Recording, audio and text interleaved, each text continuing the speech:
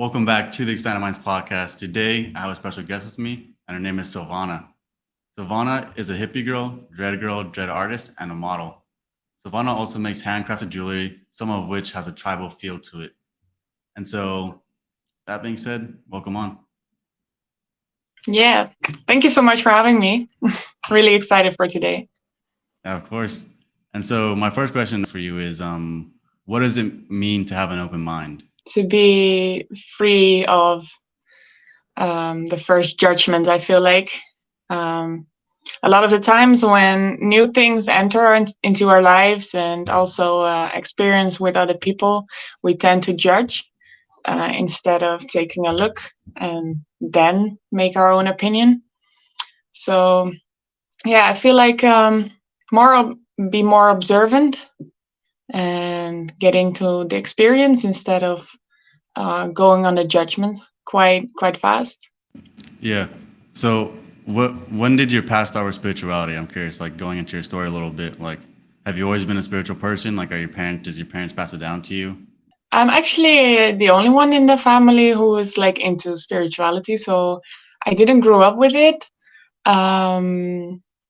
But I always had this feeling that there was like something more, and I started to get into meditating when I was around like 17 for the first time. And yeah, from there I got my experiences a lot while sleeping and lucid dreaming a lot, which made me very curious about what it is. And it kind of went off from there. So yeah, I didn't really grow up with it, but it took its own course, and also with the help of plant medicine like ayahuasca and magic mushrooms a lot. Yeah, I've been experiencing really profound moments. So yeah, and it helped me quite a lot through the years. So, how'd you get into meditating in the first place? Because you're 17. I think people that are 17 don't really a lot of people that are 17 don't really meditate. Yeah, in the first place, it was just with of YouTube and like using a video and just let yourself be guided through this video. And yeah, the more you practice it, like with anything else, you practice more, the better you become at it. And yeah, with meditating, it's more like yeah, how to be good at it. It's just the realization to just be and just let it come by, and every thought observe it like a cloud and don't judge on it. And the more you do it, the more you start to understand really why meditating is for. So yeah, but at first when I started, it was yeah, kind of basic, but you all need to start somewhere, right? Yeah. And when are the lucid dreams and like the other like when did like some psychic stuff start to happen to you? Like when you started meditating, maybe like some kind of like lucid dreaming or out of body experiences. The lucid dreaming I really had when I was a kid already, and for years I thought that everybody had this because I didn't know any better. And I thought at the time already that it was pretty cool that I was like aware in my dream that it was a dream. And then I remember a lucid dream that I was in school. I was very young still at the time, I think around 8 years old. And I remember like noticing that I was dreaming and I would fly, because then you can do whatever you want. So, Yeah. and then I would teach all my classmates how to fly in school. And yeah, this was one that really stuck with me. I don't know why, but it's one of my first memories of lucid dreaming. And then yeah, I had my experiences a lot with sleep paralysis as well. I don't know if you are familiar with it. Yeah, I am. Yeah. So that happened from the age of 17 till today still. Mm-hmm. I have this. But this is less fun than the lucid dreaming, I have to say. But I didn't really figure this part out yet about the sleep paralysis, but it's definitely something interesting. And yeah, that's really how I got into all of this, because like with dreaming, it's really profound a lot of the times, and had also some out of body experiences with meditating. I would really try different things. So I would go and lay down and put some 963 hertz music in my using earbuds. And then I would lay down and not move a muscle for like an hour. Even when something was itching, just don't use it, don't scratch it. And then I had my first out of body experience, but I have to say I was quite afraid, so I went back quite quickly.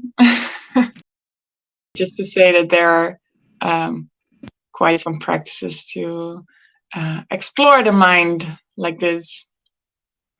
Like with the out of body stuff, like, or the binaural beats, did it say like go out of body, or was it just like a regular 963 thing?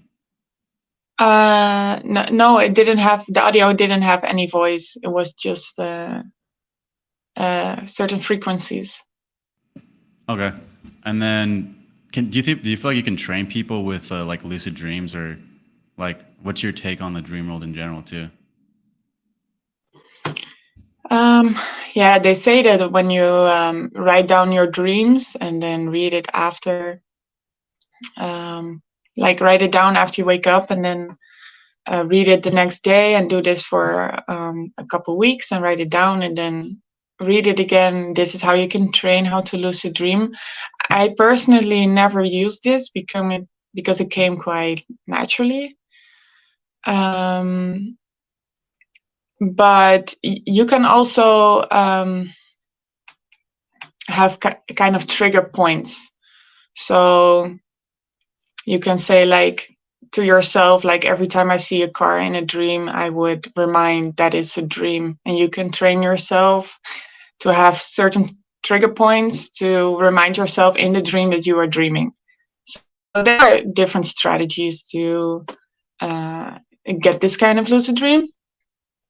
But yeah, like I said, I personally never used this because I had them since I was a kid. So I never felt the need to really look for it, because it came quite naturally. And when did you start like growing out your dreads? Was this like something like, and why did you start growing out your dreads too? Yeah, my dreads I got like 3.5 years ago now, and I started out quite careful. I had like 15 in the back of my head, and then the rest of my hair was still loose. And they were like short. They were cute, but I feel like it's the same with tattoos and piercings. Once you start, you want more and more. So I feel like it's the same thing with dreads. So then I got 15, and then I make them longer. I did it myself. I had no clue what I was doing at the time, but I still did it, and that's how I eventually learned how to do it. And then I got another row and another row, and then in the end, that was last year, I only had like top part still loose, and then I was like, yeah, let's just go completely with dreadlocks. But I'm happy, and I feel like it's really convenient actually, and this is what I like a lot. Yeah. Why is it convenient? Because last year I was living in a van close to the ocean, and I would be in the ocean every day. And like when you have like loose hair, it gets like super dry and tangly when you're in the ocean and out in the sun, and you need to take care of it. And now it's just done. You go into the sea, you get out, and you don't think about it. It's just the maintenance every 3 months, and then you're good to go. And then, but is there like did you get dreads because of maybe the way it looks, or is it more of like maybe the spiritual significance behind it? Like, why did you want to get dreads? In the beginning, it was just because I thought it was, I liked the look of it. So I started out slow. But then I started to dig in to it a little bit more. And yeah, it's believed that your hair holds energy. And when you have dreadlocks, you don't really lose the hair, because normally you lose like 100 hairs a day, I believe. And I mean, they still fall out of your scalp, but they stay in the dread. So they stay like with you. And I do like this thought. And then in the end, yeah, like I said, then it was just more convenient to me, because when I would go into the ocean, I had like half of my hair was still loose, and like the top part was still loose, and it gets tangled in between the existing dreads. So that's why I decided to go completely. Okay, you said your hair is kind of like a receiver. Like, where'd you kind of get that information from? Like, is there someone that you kind of look up to that talks about the spiritual stuff, like with the hair being a receiver, things like that? It's not a certain person. I just searched the internet a lot. Also, before I ever got dreadlocks, I looked into it, where it came from, kind of the history. So yeah, it's actually quite interesting. It came from the Egyptians, what I read about it. So yeah, they would talk about this in these really old books about rope-like hair, and that was believed to be the first dreadlocks. I mean, it's kind of rope-like, so I assume they were right about it. So, Yeah. and then I also came across like the spiritual aspect that I just talked about. Yeah, and also, I mean, you have a jewelry, it was a jewelry business and stuff. Yeah. And you have like more of like a tribal look to it. Is there like certain tribes that you like, and if you like those certain tribes, like why do you like them? I didn't got the inspiration from like a certain tribe. It's just that in my garden here in the Netherlands, there grows bamboo, and I make the beads out of this. So, for example, I have one here. So they are made of the bamboo from my garden. And yeah, I just like to use natural materials, also like wood and crystals. And it started out as an idea that I feel like everybody should have an alter ego who can do anything. So I feel like every time you put on this armor, you become your alter ego who can do anything. So it's like something you wear that gives you a little bit more power and courage. Yeah. And you make like how do you say macrame necklaces and stuff? Like what kind of jewelry do you make? Yeah. I like to use a combination of like just beads and the bamboo, and then also combine it with macrame. So this is one of those. This one is actually inspired by the new movie Avatar. Yeah. The second movie. So yeah, I like to just get inspiration from the things that inspire me, and then put it into my art. So yeah, and then use with the macrame knots. Has a psychedelic trip or maybe a spiritual experience ever inspired the way you make necklaces? I did think about this, but I just started out not that long ago. So I haven't combined the two. But I did think about it to take maybe a couple grams of magic truffles or mushrooms and then make the art. But I'm still not sure if I will be able to. But yeah, I think with the microdose, I can manage. I can manage. because it does help quite a lot with the creative aspect of the mind. So I think it would be a nice combination. Well, tell me a little bit about microdosing. Like, what do you think the benefits are, and like, what's your take with microdosing in general? I really do like microdosing. I did it a lot in the past, mostly. For now, it's been a long time. But microdosing, I use two types of schedules that I take it. Normally, when I microdose, I use magic truffles, and then I take like about 1 gram only. And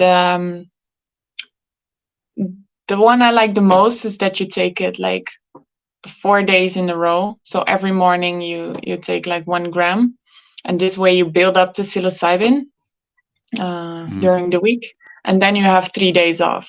But most people use like that they take it every 2 days. So on Monday they take the microdose, then you still get the benefit from the next day. Then you have one resting day, so to say, and then you take the microdose again.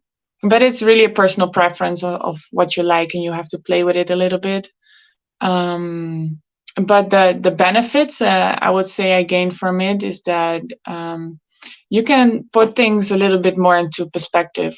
So when you're maybe like you don't know which way to go, and the world is coming a little bit more towards you, and you know what I mean. So yeah, it put things more in perspective.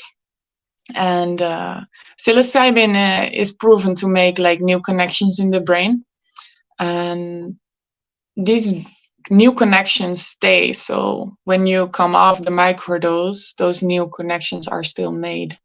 So maybe you get like ideas that you wouldn't think about it before. So yeah, therefore it's really, really beneficial. If you're feeling like anxious or something, it really helps you to understand your feeling and soothe it.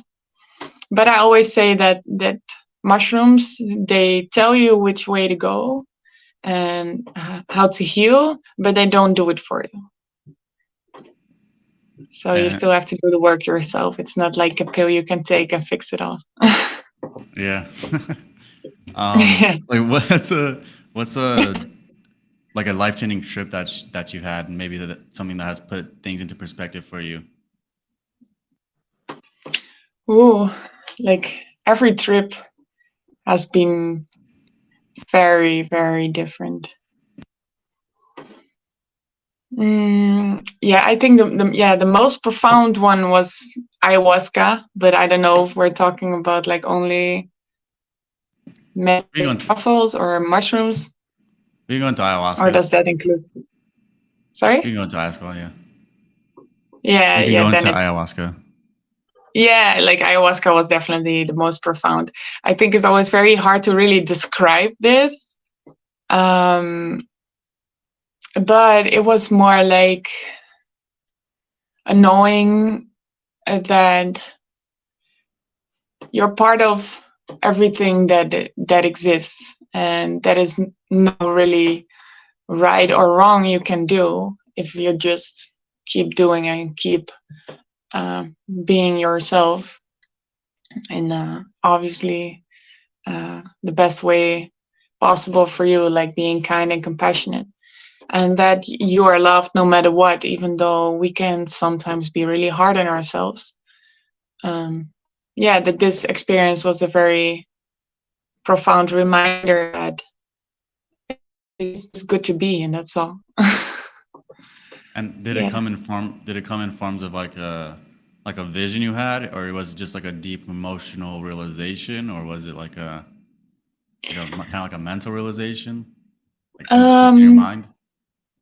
Yeah, what ayahuasca does most of the time is that it brings up your biggest fear, and then it guides you through it. You go through it, and then after that, you really feel all the love and the connectiveness of everything around you. So it was very visual as well.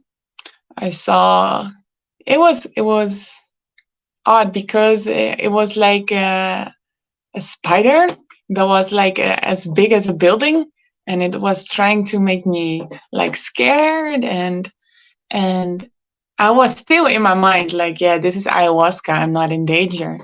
So but I could think this, but my body was like it was separate, because my body was scared, but in my mind I could really still be like, yeah, but this is ayahuasca. So that was interesting that it was like so separate. So yeah, then I finally gave into like this fear, and then it became really intense. It was very emotional purging, and it was very intense, so to say. But after I went through that, it was actually really beautiful. But yeah, it was also a lot of work. Yeah. Yeah, but ayahuasca takes like 8 hours, so you have like this whole journey you go through. So What happened to the spider? Did you like grow like super tall I'm and still step on not it, sure. I'm still or not just sure disappear? because as a kid I was not scared of spiders. Now I'm not scared of spiders only when they get too big, and I mean it was as big as a building. So Yeah. so I guess straight out of sci-fi movie. yeah, it was just what my feeling was, that it was try to scare the kid in me more like that. Yeah. So yeah, it And was then, very interesting. but like, did you like in the experience? Did you like kill it or something, or did it just like disappear, or like what happened to It the? disappeared after when I Okay. gave into it, and then it got a whole different name, because Okay. then the fear translated more into sadness, and Oh, then interesting. purging all of this, and yeah, really going through it. It took like 2 hours Yeah. before I went through it, and then it got more ease and beautiful, and I saw like the most beautiful gate, was it even, that I ever imagined. So yeah, and it just all, you hear this a lot, but it's just really true that it all just comes down to love, Yeah. and mostly love yourself, because sometimes, and I'm also not perfect in this, but sometimes we feel like we just want to give love, and then we kind of forget ourselves, and this way of sustaining love is actually not sustainable. So I think in the back of our minds we know this, um, but there's a lot of judgment on being selfish, I feel like. But if you really love yourself, you have to be selfish at times, I feel like.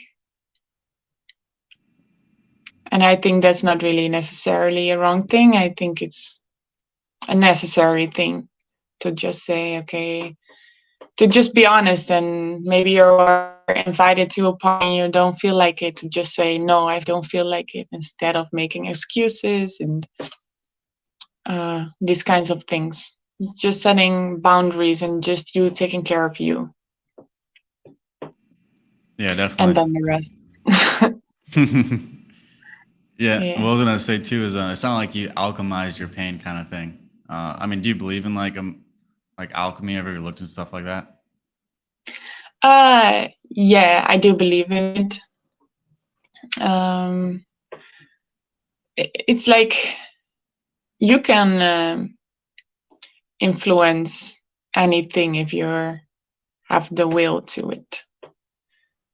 So if you want to get rid of something, some pain, some trauma, and you're really determined, that there is always a way. And there are different kind of ways, where it comes down to if you believe the method that you try to get rid of it. So for example, I'm going to meditate every day to get rid of this pain, and you really believe that what you're doing is helping to dissolve this pain and trauma, it will work. But if you go to someone, to a healer, and you really believe this is working, then it will also work. So it really, with anything, comes down to your belief, if something will work for you. But you really have to believe it. Yeah. What makes you have belief, though?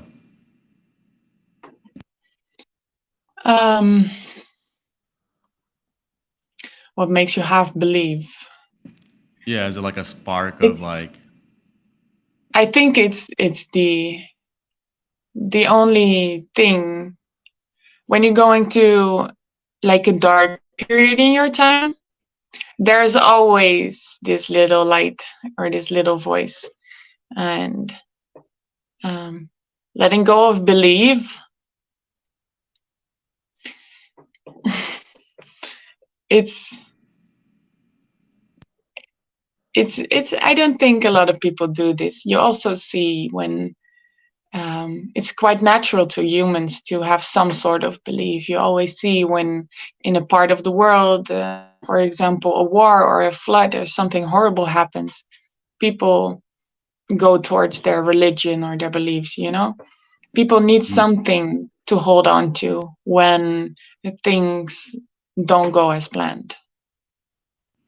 Yeah. So, yeah, and when you don't have belief, that's quite depressing. I feel like you really need something, and I think that's different for everybody, what they believe in, and it really doesn't matter. You know, you can also hold a crystal in your pocket and believe it brings luck. You know, it doesn't really matter, or in God or the universe or Buddha, it doesn't really matter, as long as you have something to believe in, because that is the thing that keeps you going in times that you're maybe feel like laying down the whole day.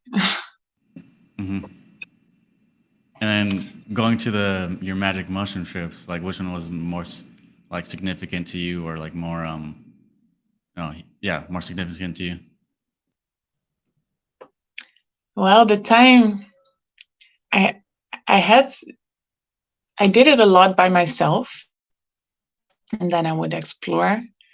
But I have to say that one time I got the strongest, but I was with a friend, and it was actually also the funniest. It wasn't like, it really stuck with me because I laughed so much and had such a good time, and everything was just colorful and beautiful and crazy even. And it was a really hot summer day, and then I still had my house back in the day, and then I would set up all these psychedelic lights, and I had lots of plants, and everything was breathing.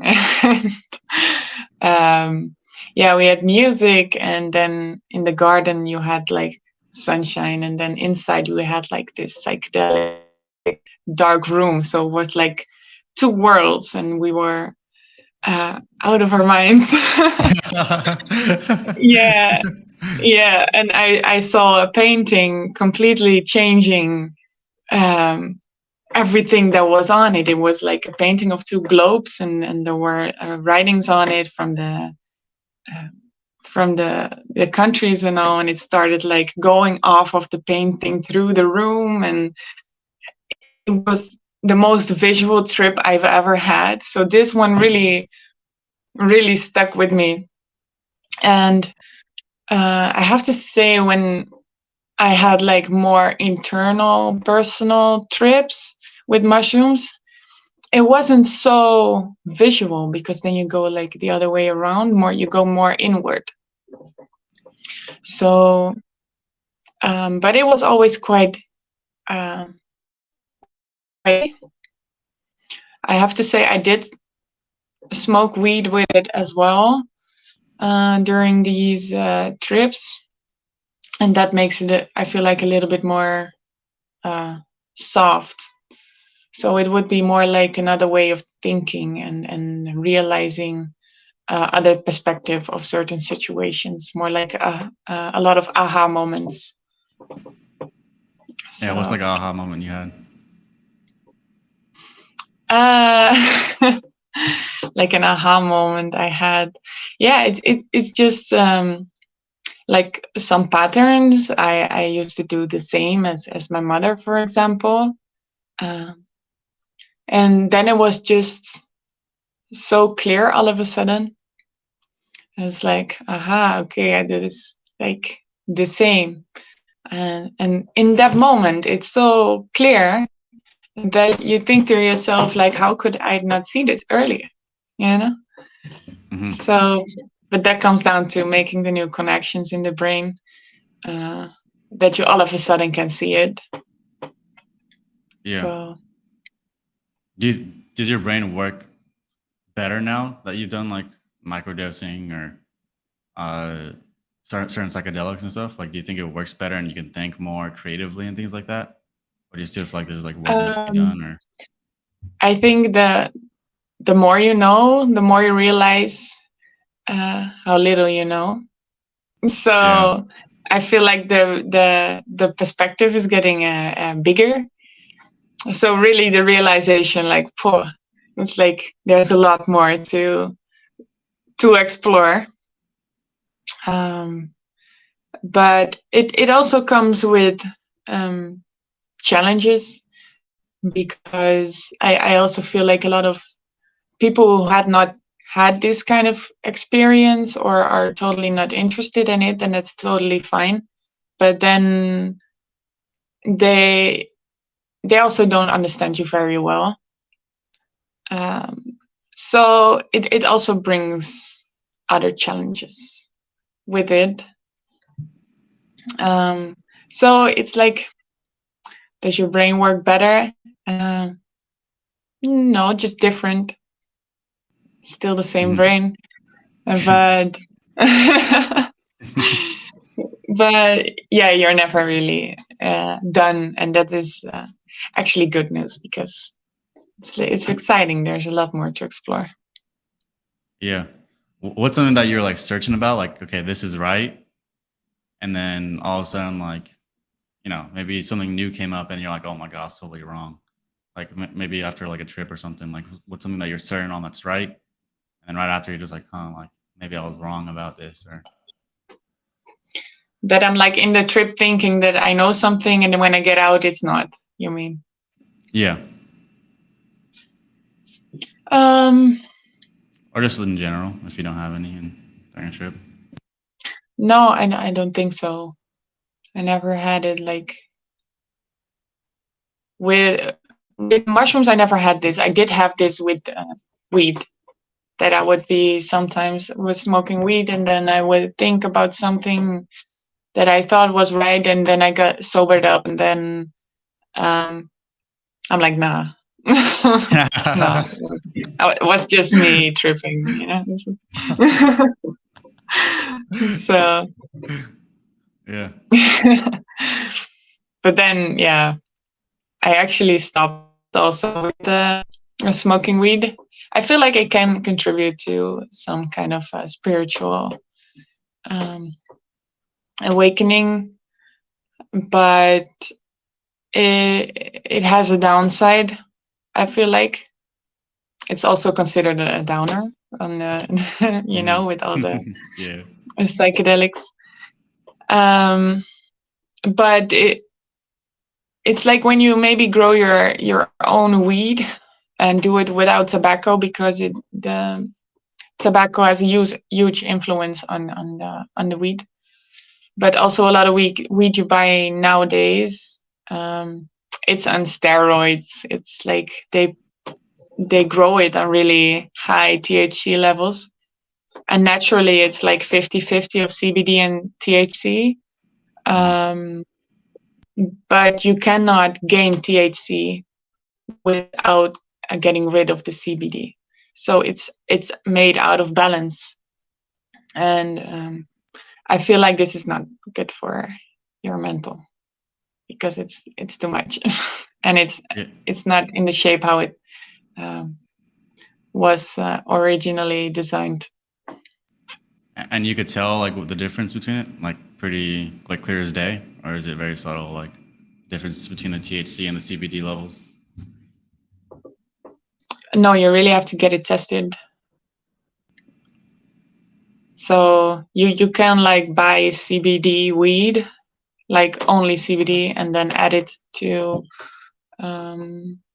like your joint or your bong. I don't know how you like to smoke it. And that balance it out a bit, but then you still have this weed that is still out of balance there. So it's just better to have like one plant organically grown, I would say. But it's hard to find these days, really. Do you ever read, like maybe during a trip, or have you ever just in general, like is there any authors that you fancy? Yeah, I do read. I have some favorite books. It's Becoming Supernatural by Joe Dispenza is one of my favorites. A recent one I read is called Conversations with God by Neil Donald Schwartz, and The Power of Now by Eckhart Tolle. Those three are really, yeah, they are also great authors, and I like to listen to a podcast as well by them. They have a lot of great knowledge about different kinds of things. Especially Joe Dispenza, he really backs up everything he says with amazing science, like the newest ones. So yeah, I think these three are really really my favorites. It's up there. Yeah. But Yeah, I never read while I was tripping because the letters go everywhere. No. Yeah, with becoming supernatural, yeah, definitely people want the science behind it, because with a lot of spiritual stuff, people just want to label it woo woo. Like there's even stuff where, like, for example, I'll come out of meditation and then I'll have like a bunch of realizations, and I'm like, nah, I'm just making that up. Like there's nothing to really back up, what you think or what you're thinking or feeling and stuff like that. So it's pretty interesting that there's a scientific perspective behind all this. Have you had like stuff like that happen to you too, with like meditation? Like you just come out of it, you're just like, am I making stuff up or is this real?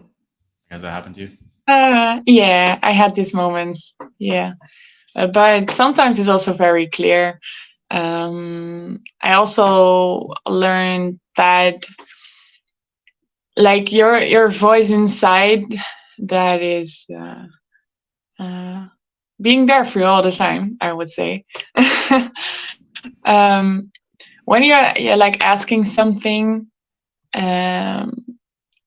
and you get the answer even before you can finish your sentence, and that is the one you should listen to. It's instant, it's short, it's clear. It's when it's like from divine, it's not a voice that goes into like a dialogue, like, oh hey, how are you, listen up, you're asking this, but and I have the answer. It's not like that. It's like boom, and it's there. So that's how you can kind of see the difference between when you're really is your mind making it up, or when it's really like you channeling something from above. And do you ever get those voices like in dreams and stuff, or like does it ever come to you in trips where that voice is just like a thundering boom like that, and it's like very clear like that? You ever had a voice like that speak to you? Yes, but it's different, because then it's not my voice, and it kind of goes with the sleep paralysis. So it's really a different kind of vibe, because it's a little bit more also scary to me. It's a little bit more dark. What happens in the sleep paralysis? What When happens it's in in the sleep sleep paralysis. paralysis? You had it before, right? Also. So you know a I've bit. had it. Yeah, I know. I've had a couple. Yeah, But okay. So you know, yeah, it's I had it yesterday even. I was laying in bed and it came to a point that I feel it coming, and then I try to resist it, but then I'm always too late, and then I'm in it already. But a lot of the times I get dragged and pushed and that kind of things, and sometimes there's somebody in my room. Sometimes I'm also flying through the house to different kind of places. Um, but because you're paralyzed, there's not much you can do. And I didn't yet get any further from this. It's just always this super weird experience that, and every time I think like, okay, next time it's gonna happen. I'm not gonna be afraid. I'm going to go into it, and then the moment it's there, and then I'm like shitting myself. So yeah. yeah.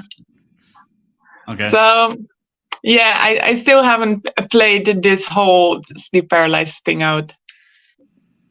Yeah, you could kick their butt. Like, is it a shadow figure or is it like Yeah, a it's a third shadow person shadow figure. figure? But the last time I saw someone, it was like an indigenous man with really long black hair. And then as soon as I looked at it and I thought like, who is that? It went away like that. So He's a little shy. it's he was a little shy. Yeah. Yeah, he left out. But yeah, it's still also a mystery to me. So I cannot Yeah. say too much about it. I can tell you from experience, like you have power over those like those spirits, but it takes practice. Every single time you get it, you just like muster up a little bit more Yeah. strength and courage, and then you can just tell them no. Like I had this one, this one like skinny legs. It's like a chick or a shadow figure, a girl. She had skinny legs, like a bloated bloated stomach, and then like long hair.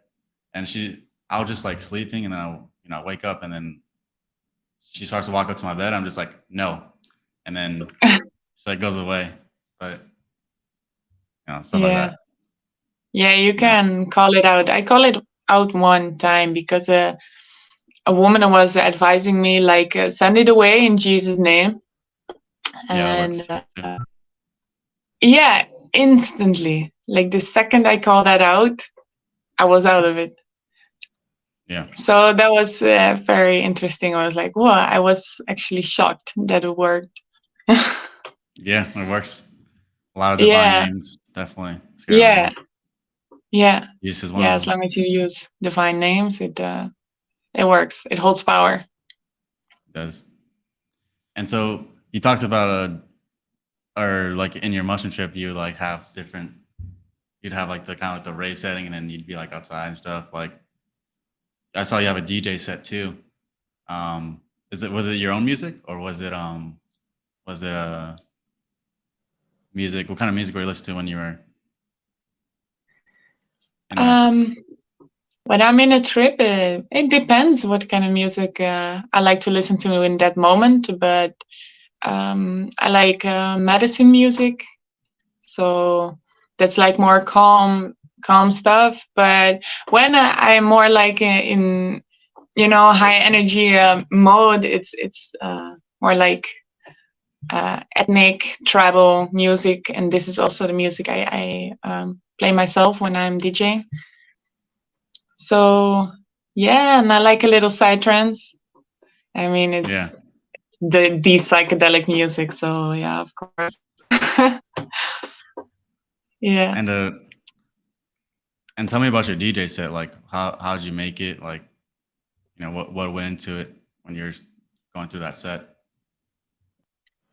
I started out not that long ago. Even I was practicing it on the beach in Portugal a lot, and we would throw parties like 4 times a week because it was like on this parking lot, and there were a lot of people in vans and tents and people living like that there, and it was very far from the normal world, so nobody could hear us. And that's kind of how it started out. And everybody was like coming towards me that they liked it so much, and sometimes I would play like for 5 hours straight in the night, because I was like in the zone, and I loved it so much. And also with the people coming to me that they like it a lot, then it motivates. And I've always really liked different kind of music, and it was also secretly a dream to manage to do this, but it never came about. And then I had the chance, so I did it. And I still really, really enjoyed it. I have 2 playlists only on YouTube. I'm planning on making more, but I've been kind of busy with like my jewelry and stuff. But I'm really planning to get back into it. I actually ordered a new deck to play on. So there will be more on my channel. Yeah. What kind of DJs inspire you? Like, is there anybody that you, maybe a style you kind of copied off of, or maybe or inspired by? Actually, I honestly just started. I had already a lot of music all sorted out on categories, so I just needed to download it, and I just started. I was just playing. I had no idea what I was doing. I was just playing and making it work, and then seeing other DJs also on this parking lot and learning from them, and that is really how it came about. I didn't really pick like one artist and then try to copy that. I really feel like I found my own way in doing my things, and I really like it like this. So, and people do too. So I'm just doing my way. So what else inspired you to start? Is there anything like, or actually better, can you read the crowd pretty well? Like, are you able to like know when to switch flows and things like that, or switch songs? And yes, sometimes I would play so long that I still see this in front of me, like the screen. I would see it's a different kind of reading, but when you're like good at recognizing patterns, then you can easily learn this. But it's just I never made a set prior to when I was gonna perform it. It was always intuitively. I cannot force and think about how I'm gonna do it, because then it doesn't work. If I just go with the flow, it goes perfectly fine. So I never played a set 2 times, because every time I just do it and go in the moment, and then I'm done. So every time has just been one time. Yeah. And what does it mean to go with the flow though? Because some people are like, that means you're being lazy, or that means, there's people like that. So like, what does it mean to like go with the flow? Go with the flow is not like doing nothing. It's just following the flow, like following what works for you. If you're I don't know, trying to get a job into, I just say something like a restaurant, and it doesn't work, you don't get hired, nothing. You have to try something else.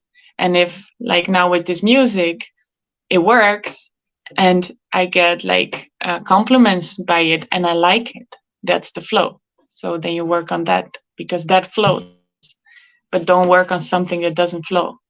So it doesn't mean like not working, it's just following the path. And in the book The Alchemist, it says it quite well, like follow the omens. So follow the positive. Yeah. I look for the signs and stuff. Yeah. And you read The Power of Now. So like, what things have you learned from that book?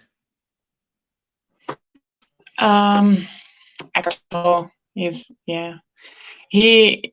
he says a lot in that book, and what I really liked in this book is that he puts like a paragraph after a couple pages to put the book down and think about it and be in the now. So I really like this about this book, that he really reminds you to put something down and just be for a second. So yeah, this I really like. And yeah, obviously, like the main message from this book is that the only moment that exists really is now, because tomorrow it doesn't exist yet, and the past is just the past. It happened already. We cannot change it. The only thing we can do is learn from it and take that into our present. And it's really already in the word. That's why I love the English language so much. It's the present, it's the present for you every moment. Yeah. Well, so yeah, really to just be, because when we're too much in the past or the future, that's where anxiety kicks in. Yeah. Kind of like slowing things down, becoming present. Yeah. Do you think that takes a lot of work, or is it kind of easy to be like present? It's like everything, practice. Just practice. Just reminding yourself every time you fall into the future or the past, to be aware of this, and then maybe just make a way of remind yourself to be present and not worry so much. It's also the same with like when you go into a negative way of thinking. Every time you can train yourself that every time it happens, you catch yourself doing it, and then make like a mantra to change it, that you go off of this negative spiral into something positive, because you thought to create the reality. Everything around you started with a thought. So if you can manage your thoughts to be positive no matter what, your world will follow like that. And I'm not perfect in this. I'm still training myself, but I think it's definitely worth, if you train something, to train this. And is training just reminding yourself, or is training like going into meditation and focusing on it? Like, what is training?